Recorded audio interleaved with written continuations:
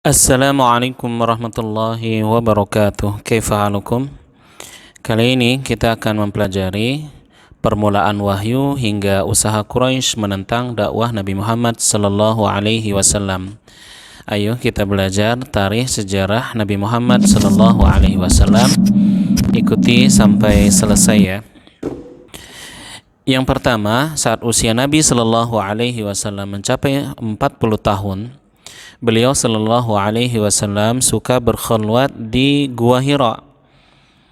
Beliau suka menyendiri merenung di Gua Hira, memikirkan betapa rusaknya moral dan agama kaumnya, bangsa Arab kafir Quraisy yang ada di Mekah dan di sekitarnya.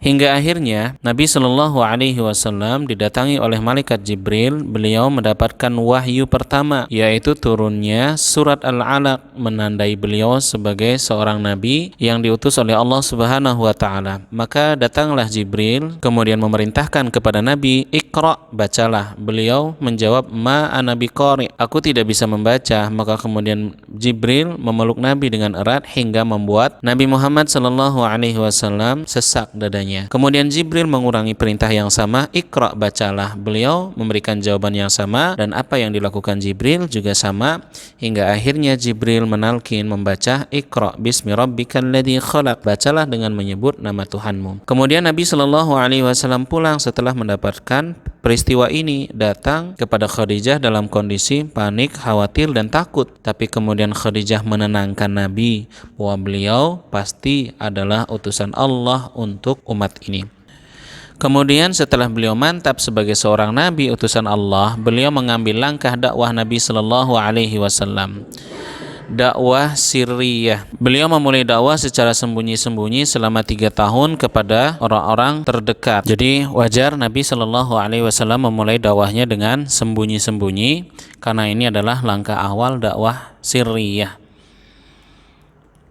Kemudian dari dakwah sirriyah ini, orang terdekat Nabi Shallallahu Alaihi Wasallam masuk Islam. Orang-orang yang awal mula masuk Islam di awal dakwah, mereka ini disebut dengan golongan as-sabiqunal awwalun, yaitu orang-orang yang masuk Islam di awal generasi dakwah Nabi Muhammad Shallallahu Alaihi Wasallam dari kalangan sahabat terdekat beliau dan dari kalangan orang yang dekat dengan Nabi Shallallahu Alaihi Wasallam. As-sabiqunal awwalun ini adalah hasil dakwah sirriyah.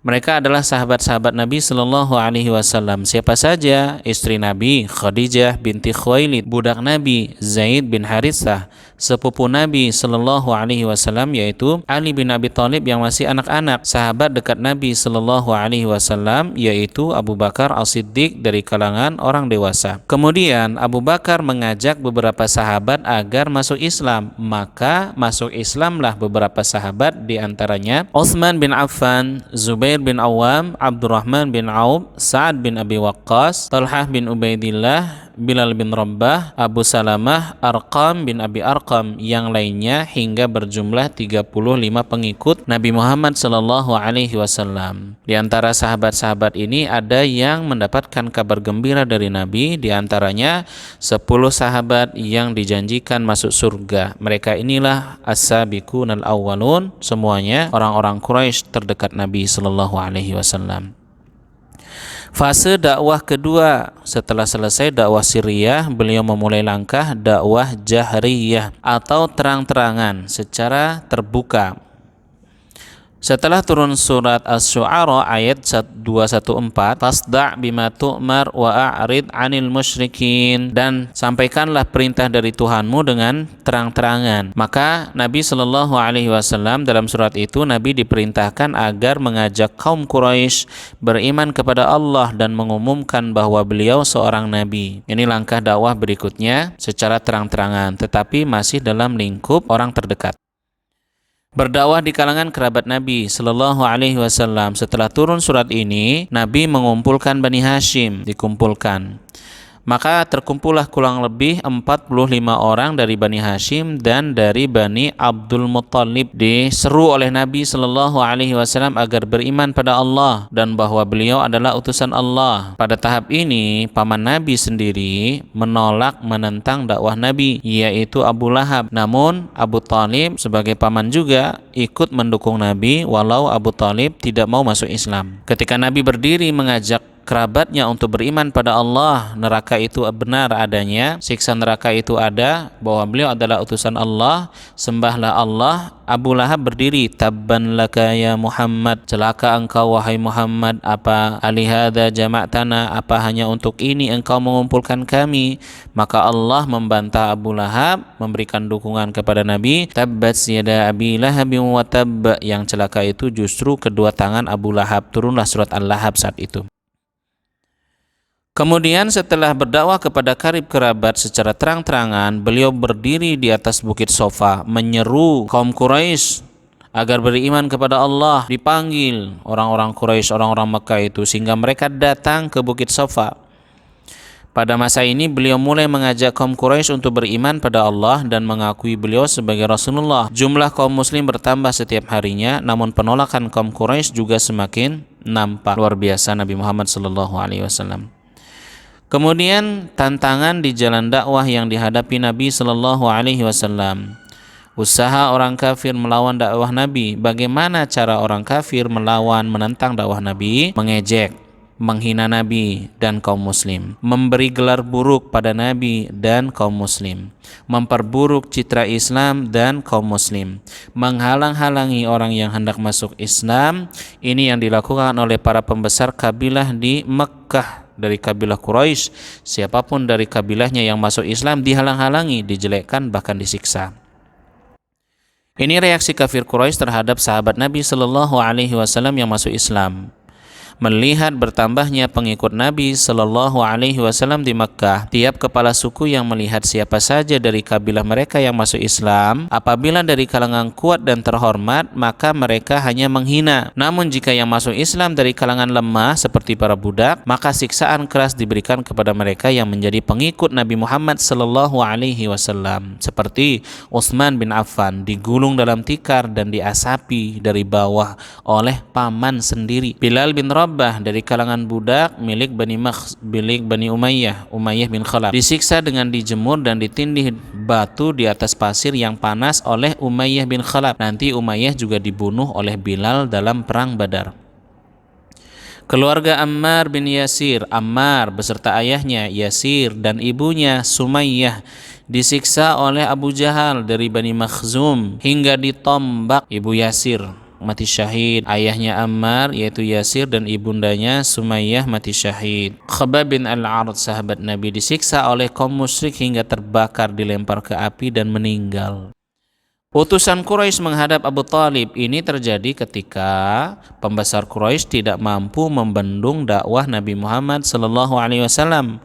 Setiap hari jumlah kaum muslim bertambah, setiap hari pembela dan pengikut Nabi bertambah. Mereka tidak mampu berbuat apa-apa karena keberadaan Abu Talib yang mereka hormati ikut membela Nabi Sallallahu Alaihi Wasallam. Maka pembesar-pembesar Quraisy mendatangi Abu Talib berharap agar ia mampu menghentikan dakwah Nabi Muhammad Sallallahu Alaihi Wasallam. Mereka berkata, wahai Abu Talib, sesungguhnya keponakanmu Nabi Muhammad telah mencaci Tuhan-Tuhan kita, mencela agama kita, membuyarkan impian kita dan menganggap sesat nenek-nenek moyang kita. Karenanya engkau hanya punya dua alternatif, mencegahnya atau membiarkan kami dan dia menyelesaikan urusan ini, dibunuh. Sesungguhnya kondisimu adalah sama seperti kami, tidak sependapat dengannya. Abu Thalib enggak mau masuk Islam tapi mendukung Nabi. Oleh karena itu kami berharap dapat mengandalkanmu dalam menjinakkannya, menghentikan Nabi. Abu Thalib berkata kepada mereka dengan tutur kata yang lembut dan membalasnya dengan cara yang halus dan baik. Setelah itu mereka pun akhirnya undur diri. Sementara itu Rasulullah Shallallahu Alaihi Wasallam melakukan aktivitas seperti biasanya, mengkampanyekan, mendakwahkan dinullah, agama Allah, dan mengajak kepadanya. Quraisy mendapatkan penolakan dari Abu Thalib.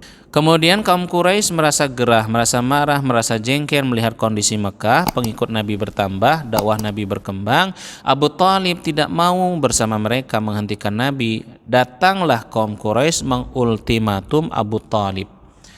Para tokoh kaum Quraisy kembali mendatangi Abu Thalib seraya berkata kepadanya, "Wahai Abu Thalib, sesungguhnya kami menghargai usia, kebangsawanan dan kedudukanmu, dan sesungguhnya pula kami telah memintamu menghentikan gelagat keponakanmu itu, namun engkau tidak melakukannya. Sesungguhnya kami demi Allah tidak akan mampu bersabar atas perbuatan mencela nenek moyang kami, membuyarkan impian kami, mencemooh Tuhan-Tuhan kami hingga engkau mencegahnya sendiri, atau kami yang akan membuat perhitungan dengannya dan denganmu sekaligus. Setelah itu, kita lihat siapa di antara dua kelompok ini yang akan binasa." Ancaman dan ultimatum yang keras tersebut sempat membuat nyali Abu Thalib bergetar. Karenanya dia menghadap Nabi Shallallahu Alaihi Wasallam sembari berkata, "Wahai keponakanku, sesungguhnya kaummu telah mendatangiku dan mengancam keselamatanmu.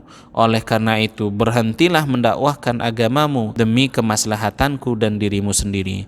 Janganlah engkau membebaniku dengan sesuatu yang tak mampu aku lakukan." Rasulullah Shallallahu Alaihi Wasallam mengira bahwa dengan ini pamannya telah mengucilkannya dan tak mampu lagi melindunginya, maka beliau pun menjawab dengan berderai air mata dengan penuh kegigihan dan keteguhan, "Wahai pamanku, demi Allah, andai kata mereka meletakkan matahari di tangan kananku dan bulan di tangan kiriku agar aku meninggalkan agama ini atau berhenti meninggalkan dakwah ini, aku tidak akan meninggalkannya sampai Allah memenangkanku atau Allah membinasakanku karenanya." Ini keteguhan Nabi Shallallahu Alaihi Wasallam. Maka kemudian Abu Thalib kembali mendukung Nabi Shallallahu Alaihi Wasallam, dan kafir Quraisy melihat bagaimana sikap Abu Thalib yang mendukung Nabi, mereka pun marah, gigit jari, jengkel sama Nabi dan Abu Thalib. Dakwah tetap berlanjut, kejengkelan kaum kafir Quraisy juga semakin membara. Semoga bermanfaat. Sampai jumpa di video berikutnya. Assalamualaikum warahmatullahi wabarakatuh.